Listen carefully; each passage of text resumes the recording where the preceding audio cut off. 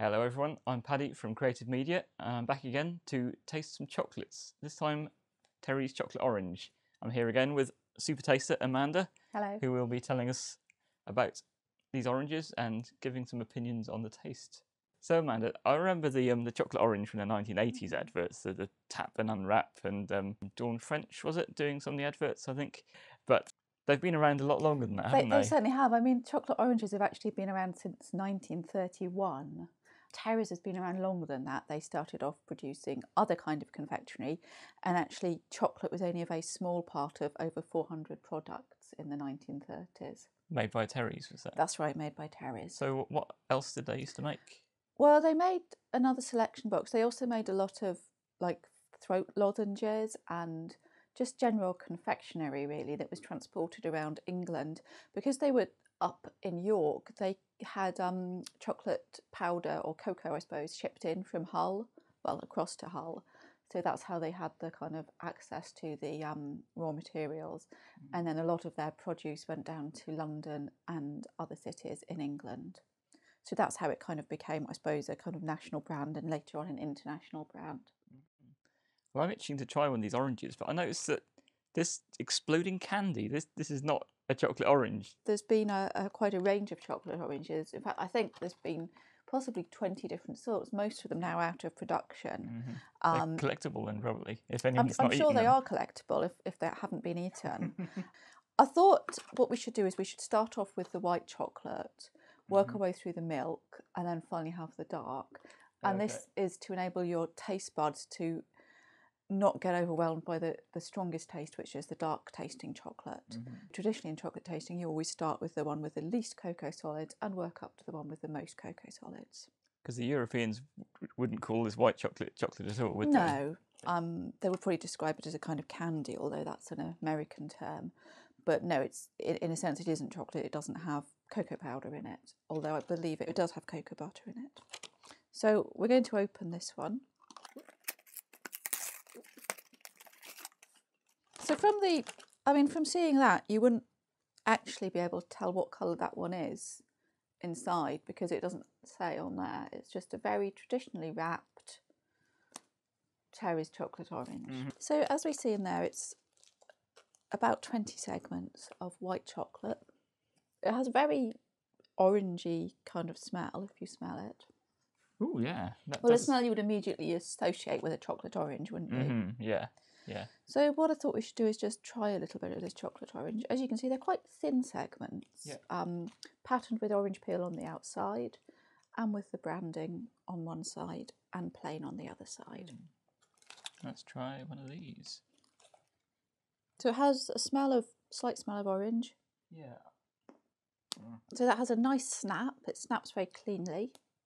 Is that a mark of a good chocolate? Well, it shows it's very solid. It's not melting in this quite hot room.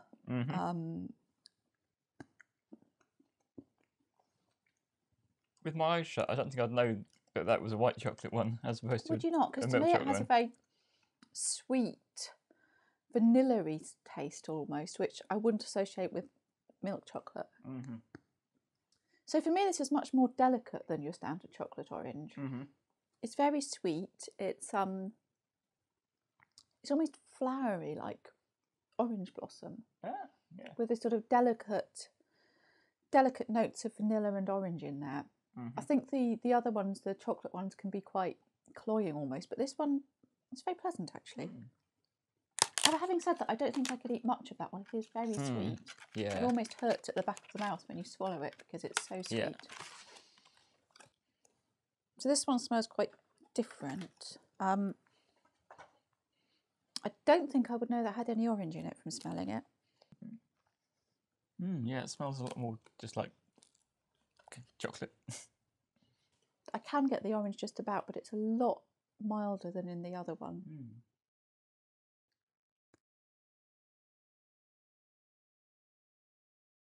So that is quite an unusual one with this popping candy. It is a lot harder to taste the orange in this one. Quite strange. So I imagine that this one is aimed more at children. With the sort of fizzing candy aspect to it. It doesn't feel like a terribly grown-up chocolate. Dark one. So this last one is a dark chocolate orange, and I suppose this one is probably designed to appeal to the more sophisticated taste. So you're hoping for a kind of less sweetened Yes, I'm flavour on hoping this for one. a sort of more intense flavour on this one. I'm just trying to see how much. So it's only 40% minimum cocoa solid. So again, it's quite a mild dark chocolate. Obviously, you know, a number of products would have 70 or above percent cocoa solids. That's what you'd expect to get in a chocolate bar. So this is relatively low on the cocoa solids as chocolate goes. Again, I'm just going to tap and unwrap it. It contains a rather nice spherical dark chocolate ball. Yep. Now, in fact, initially they actually also had Terry's, I believe, lemons. Those were phased out fairly early. That was before the orange, was it? Or that was at the same time, concurrent. Now this one is exceedingly reluctant to break. Do you think that's because it's the 40% solids? It may be. It may just be that I tapped it a lot lighter. Ah, yes. It's broken very nicely But now. it may be a more solid chocolate bar. So again, lovely glossy chocolate, this one. Really shiny. I mean, in fact, they're both shiny, but that is particularly nice to the eye, isn't it? Particularly pleasing. There's just a little bit of discoloration there. A tiny little bit of white. Do you think it could be from the tapping, or...?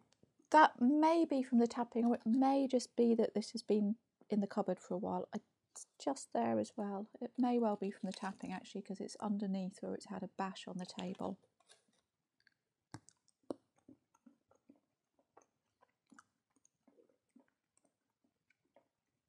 This is actually slightly softer in the mouth than the other ones. It really puts me in mind of the Cadbury's Bourneville chocolate, the dark chocolate.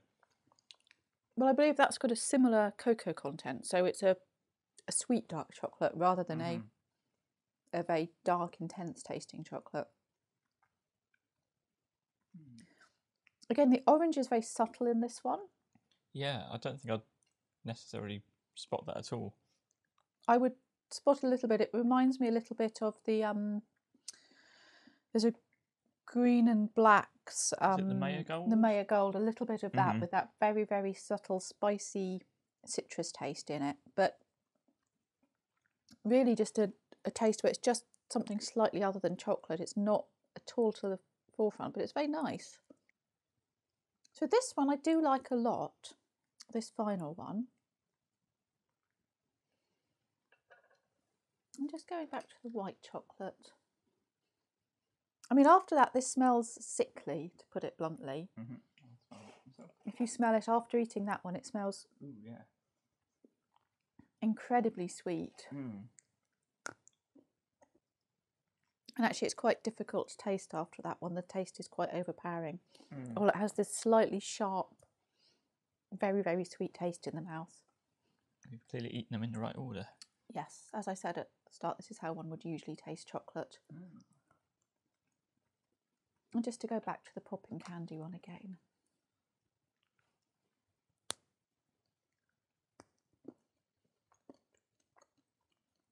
The chocolate orange has been a very traditional kind of Christmas chocolate confectionery, That's hasn't right, it has, yes. Is this something you could imagine eating other times of year, or...? Well, one doesn't, and actually looking in the supermarket today to find a traditional orange, I was unable to find one. So I think rather like the Easter egg is something we associate with Easter. I think whilst one can get these other times of the year, I know W.H. Smith often has them in stock. It seems to be something that is very much promoted at Christmas, and certainly the more unusual flavours I've only ever seen at Christmas. So it's not like a chocolate bar you'd eat on the streets as a No, snack? I mean, there is a chocolate bar version of this. Ah, right. Which, you know, comes in a bar with little segments, you know, rather like that, all lined up and sort of joined together. That, I think, only comes in the milk chocolate variety. And there's also something called Segsations, which is a bag of various flavoured of these sort of things, so that I guess if someone wanted to repeat what we're doing, they could buy a bag of them rather than having a lot of leftovers, which is what we're going to have. Yeah. So that could be a way of, you know, if someone wanted to kind of cheaply reproduce this experiment, that could be a really good way of doing it. Yes. Was there any? Which one was your favourite, Paddy? I think I preferred the dark one You myself preferred as the well. dark one, yes. Oh, here's our very own chocolate orange cat who's just So this is arrived. Lucinda, who is the cat. She's resident. At some point, we may encourage her to do a cat food tasting. Oh, yes. I mean, Lucinda is actually a rather super taster of the feline type. She is incredibly choosy, but she knows what's good. Mm-hmm. She likes things like salmon and lobster, and she's very fussy about the less expensive brands of cat food. Well, Obviously, we won't be giving Lucinda any chocolate because chocolate is actually very dangerous for cats and dogs. yeah. And it could really make her quite unwell or possibly even kill her. So that's obviously something we wouldn't encourage anyone to do or encourage her to have. Apart from that, it would make her obese. Well, thanks very much, Amanda. And to round up, I'd like you to encourage everyone to enjoy chocolate, but enjoy it responsibly.